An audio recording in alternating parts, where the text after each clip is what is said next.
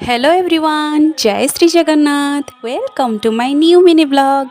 जेमिति कि मु आपण मानक मो पूर्व वीडियो गुडी करे कहिथिली जे हम गाँ रे जेकोसी पर्वपर्वाणी पालन करागले मु आपण मानक सहित शेयर करी। तो एई मिनी ब्लॉग रे आपण माने देखि परिबे जे हम गाँ रे अष्टप्रहरी किपरि पालन करागला। एही अष्टप्रहरी उत्सवटी हम गाँ रे खूब धूमधाम रे पालन करा जाए। प्रति वर्ष हम गाँ रे एही अष्टप्रहरी उत्सवटी 3 दिन धरी पालन करा जाए। गाँर परिवेश सहित तार पर्वपर्वाणी बहुत सुंदर होता है एवं बहुत खुशी मध्य देई थाए। तो आज आम गाँव में आरंभ हो जाइथिला अष्टप्रहरी। सकाल सकाल नानार मोर ब्रेकफास्ट रे बरा इडली और घुगुनी खाई देइथिलु। ब्रेकफास्ट रे काहाको बरा इडली खाइबाको भल लागे तो कमेंट रे निश्चय जणाइबे। आम दुई भणीकर ब्रेकफास्ट रे बरा इडली ऑल टाइम फेवरेट अटे। तो आमे दुई भणी टेस्टी टेस्टी ब्रेकफास्ट कर देइथिलु।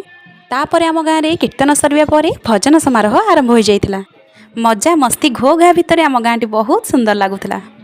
विभिन्न संकीर्तन दलर लोक मैंने सुंदर सुंदर भजन गाई यही अष्टप्रहरी उत्सवटी को आहरी सुंदर कर देइथिले। आपण माने मध्य एही अष्टप्रहरी उत्सव विषय जानिछन्ति ना नाही कमेंट रे मते निश्चय जणाइबे। आम गाँव रे एही सब उत्सव हेले खुशी पूरा अलग प्रकार होइथाए।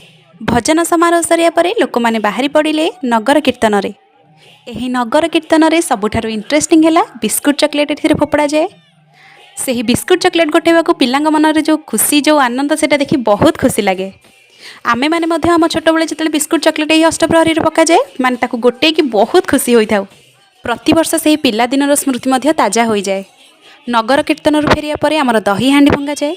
जो दही हांडीटा कि से ठाकुर पाखे 3 दिन धरी पूजा करा जाए। यही अष्टप्रहरी 3 दिन धरी संकीर्तन होता है। अष्टप्रहरी माने 8टी पहर धरिकी लगातार भाव यही संकीर्तनटी होता है। सबुठारु बेसी आग्रह थाए से दही हांडी भंगारे।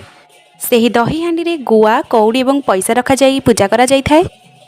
कुहा जाए जे दही हांडी भंगा हला परे जी एही कौड़ी गुआ और पैसा पाइबे तांकर मानसिक पूरण होता है।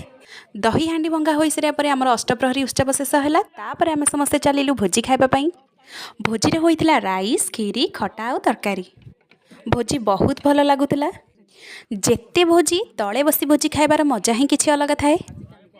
कहीं के जानी समस्त एमती तले बसी भोजी खाया सतरे बहुत खुशी लगी थाए।